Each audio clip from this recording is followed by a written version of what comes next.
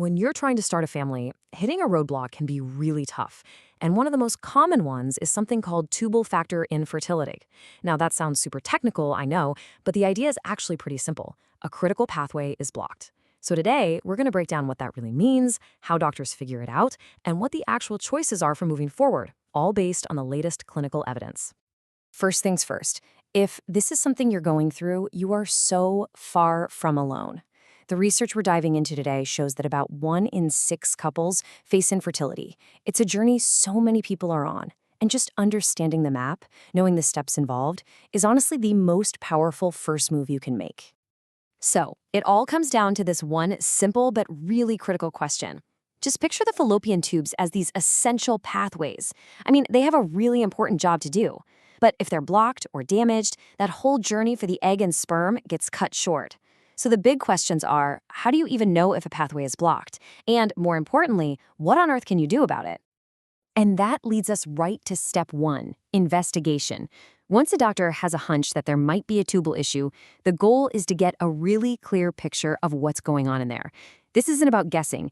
It's about choosing the absolute best tool to see that pathway clearly. You know, the source material we're looking at uses this great phrase, a plethora of tests. That word choice alone tells you something huge, doesn't it? There's no single perfect test, because if there were, we wouldn't need a plethora of them. Each one has a very specific job, and each one comes with its own set of pros and cons. All right, let's break down the 3 main players in this diagnostic toolkit. First up, you've got the HSG, which is an X-ray that uses dye. Think of it as a good first look, a solid screening test. Then there's the HycoC. This one uses ultrasound, so it's more accurate and you get to skip the radiation, but sometimes the results can be a little unclear. And finally, you have laparoscopy. This is the gold standard. It's actually a surgical procedure where a doctor can see everything directly with a camera and can sometimes even fix the issue right then and there. But it is the most invasive option. Okay, to really get what these tests are telling you, we got to quickly talk about 2 terms you'll hear a lot: sensitivity and specificity. In plain English, sensitivity is how good a test is at finding a problem, like a blockage. Specificity is how good it is at confirming everything's A-okay. So that HSG test we just mentioned, it has low sensitivity but high specificity. What does that mean for you? It means if it says your tubes are open, you can probably trust it. But if it says they're blocked, you might need a closer look. So how in the world does a doctor pick the right test? Well, your personal medical history is the biggest clue of all. The research is super clear on this. If you have a history of any of these things on the screen, the chances of a tubal issue are just higher. In those cases, the evidence suggests that going straight to laparoscopy is often the smartest, most efficient path. Why? Well, because it can be both the investigation and the solution, all in one go. So once you have that diagnosis, you find yourself standing at a major crossroads. The core decision really boils down to this. Do we try to repair the natural pathway, or do we create a whole new one in the lab? This is the central dilemma. Do you fix it, or do you bypass it? And you know, this isn't some new debate. It's actually been around forever. This quote from our source material is incredible.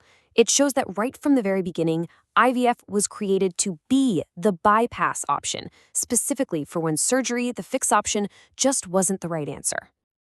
And this really lays out the 2 completely different ways of thinking about it. On one side, you have reconstructive surgery. The goal here is to repair the original pathway, hopefully to allow for a natural conception. On the other side, you've got IVF. Its goal is to just bypass that pathway altogether, creating an embryo in the lab and placing it right where it needs to go. As you can see, they're really designed for very different situations. So you might be wondering, with a powerful bypass like IVF so common now, what's the role of tubal surgery today? Is it even still a thing? Well, yes, absolutely. It's just that it plays 2 very different but very important roles in modern fertility treatment. And this is a point that is so crucial to understand. We usually think of surgery as fixing something that's broken. But in this world, sometimes the goal isn't repair at all. Sometimes it's about preparing the body to give an IVF cycle the absolute best chance of working.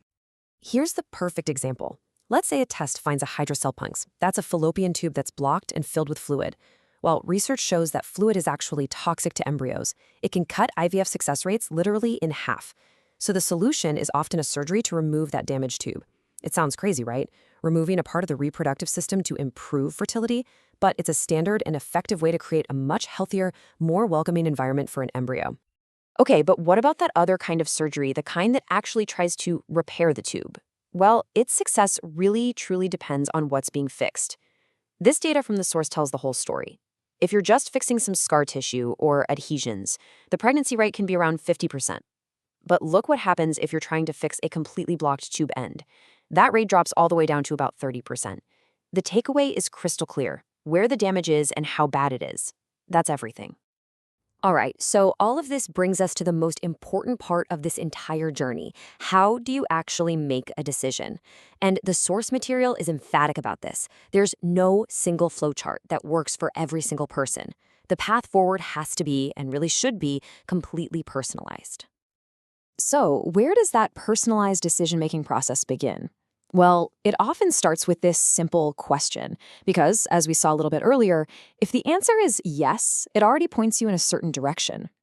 And if that answer is yes, the evidence strongly suggests that laparoscopy is the most direct route. It's like a two-for-one deal.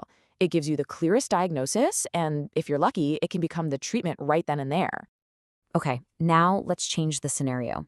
Let's say an investigation, whatever kind it is, finds something specific: a hydrosalpinx, that fluid-filled tube we talked about. This discovery, well, it presents a major fork in the road. The second a hydrosalpinx is found, the whole conversation shifts. It becomes this deeply personal discussion weighing everything: your age, your egg quality, any other fertility factors going on, and, your personal feelings and goals. Is the top priority to prep for IVF, or is trying a difficult surgical repair the right path for you? There's no easy answer. At the end of the day, the decision really comes down to weighing these key variables. The age of the patient is a huge factor, of course, because it's tied to egg quality and the clock.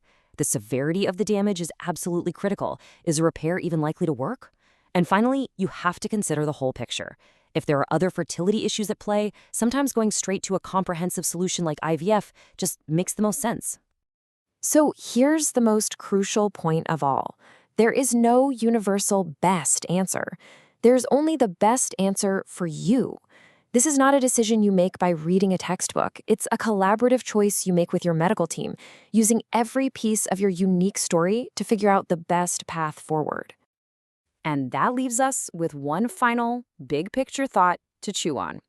In an era where the technological bypass, IVF, has become so incredibly advanced and successful, what is the future of fixing the original natural pathway? It's a question that really gets to the very heart of where modern fertility medicine is headed.